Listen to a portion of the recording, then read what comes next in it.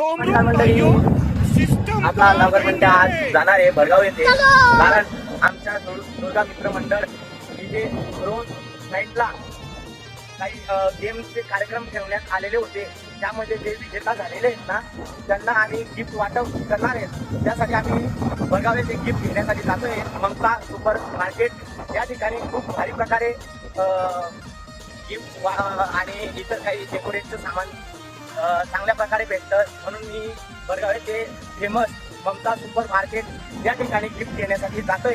तर तुम्ही पण या ममता सुपर मार्केटला नक्कीच भेट द्या. जय खाते.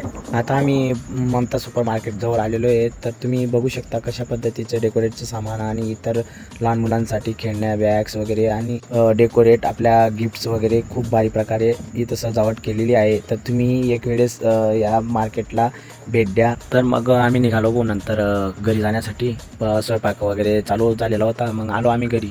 तर बट्ट्या वगैरे तर बायांनी मस्त कापून ठेवलेल्या होत्या. मग आरतीचा टाईम झाला.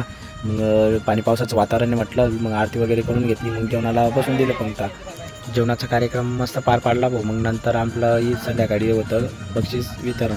जे लहान मुलं गेम्समध्ये जिंकलेले होते त्यांना गिफ्ट्स वाटप करणार होतं. आणि चांगल्या प्रकारे खेळलेल्या मुलांना आणि गिफ्टचं नियोजन केलेलं होतं.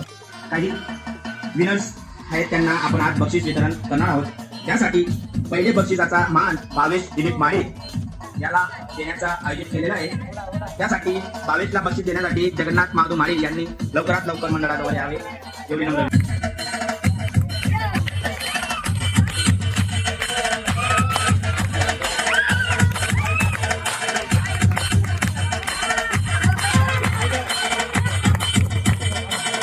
खूप भारी आणि कर्तृत्वाने खेळणारा मुलगा साई महाजन याला पण बक्षीस मिळालं.